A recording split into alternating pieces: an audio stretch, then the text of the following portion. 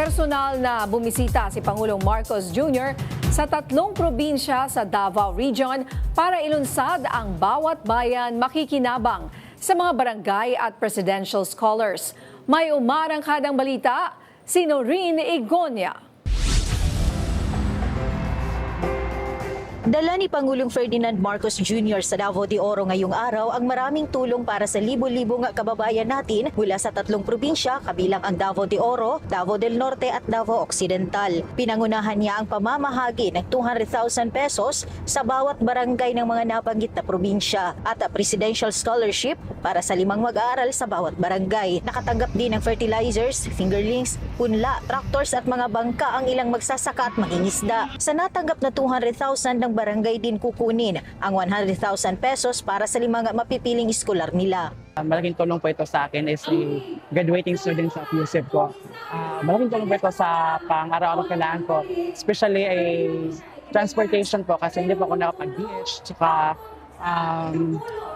malaking tulong ito sa kung ano, like allowance, tsaka sa mga tests po. Malaking bagay po ito. Hindi po para sa akin, kundi sa lahat ng estudyante na naka-avail po ng scholarship na ito.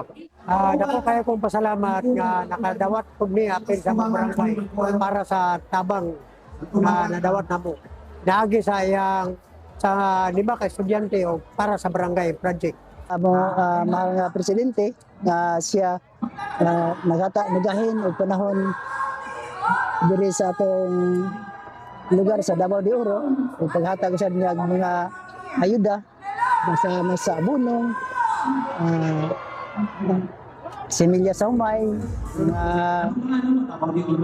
similya sa isdat kung fingerlings. Sa kabuuan, umabot sa 565 na barangay ang nabigyan ng tulong pinansyal sa 3 probinsya na umabot sa 113 million pesos. Habang umabot naman sa 2,825 ang mga 4th-year students na makatanggap ng 20,000 pesos bilang mga presidential scholars. Nauna nang bumisita ang Pangulo sa Davao de Oro Provincial Hospital sa bayan ng Montevista at nangakong tutulungan ang pampubliko nga pagamutan sa kanilang mga kailangan, lalo na sa mga pasilidad nito at mga hospital equipments. Nangako din siyang bigyan ng 147 million pesos na pondo ang ospital upang magamit sa pagpapaunlad nito.